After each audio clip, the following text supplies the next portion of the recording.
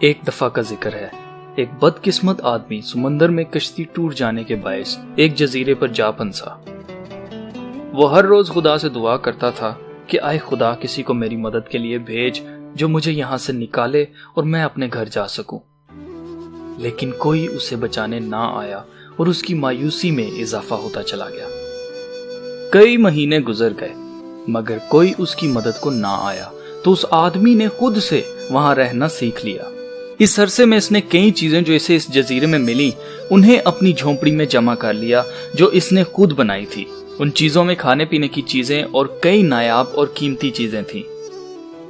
ایک دن جب یہ کھانے کی تلاش کر کے واپس آیا تو اس کے لیے قیامت کا سما تھا اور بے بسی کا ایسا عالم تھا کہ اس نے دیکھا کہ اس کی جھونپڑی میں آگ لگی ہوئی تھی اور جو کچھ اس نے جمع کیا تھا سب جل گیا۔ جو کچھ اس کے پاس تھا وہ سب جل کر دھواں بن گیا تھا اور بچا تو صرف وہ لباس جو اس نے پہن رکھا تھا۔ وہ شخص انتہائی صدمے میں آ گیا اور غصے سے پاگل ہونے لگا۔ اپنے غصے میں اس نے مٹی اٹھا کر آسمان کی طرف پھینکی اور خدا کو برا بھلا کہنے لگا اور چلا کر کہا، آئے خدایا، تو میرے ساتھ ایسا کیسے ہونے دے سکتا ہے؟ میں اتنے مہینوں سے تجھ سے دعا کر رہا ہوں کہ میری مدد کے لیے کسی کو بھیج، لیکن کوئی نہیں آیا، اور اب جو کچھ میرے پاس تھا وہ سب آگ کی نظر ہو گیا۔ تو میرے ساتھ ایسا کیسے ہونے دے سکتا ہے؟ تو نے ایسا کیوں ہونے دیا ہے خدایا؟ کچھ دیر بعد وہ شخص سر پر ہاتھ رکھے بیٹھا زور زور سے رونے لگا، اور روتے روتے اس نے دیکھا ایک بڑا جہاز اس جزیرے کی طرف بڑھ رہا ہے۔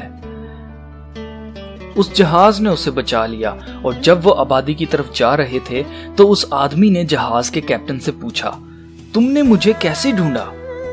کیپٹن نے جواب دیا، ہم سمندر کو دوربین سے دیکھ رہے تھے تاکہ اپنا رستہ نہ بھٹکیں، تو ہمیں دھواں اٹھتا ہوا دکھائی دیا، تو ہم نے فیصلہ کیا کہ جا کر دیکھتے ہیں، اور وہاں تم ہمیں ملے۔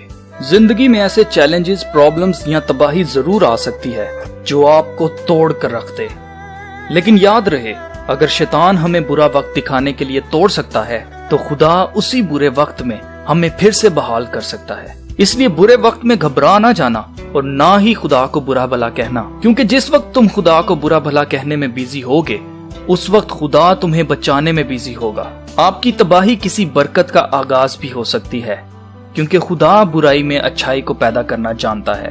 کلام مقدس میں لکھا ہے، صادق چلائے اور خداوند نے سنا اور ان کو ان کے سب دکھوں سے چھڑایا۔ خداوند شکستہ دلوں کے نزدیک ہے اور خستہ جانوں کو بچاتا ہے۔ صادق کی مصیبتیں بہت ہیں لیکن خداوند اس کو ان سب سے رہائی بخشتا ہے۔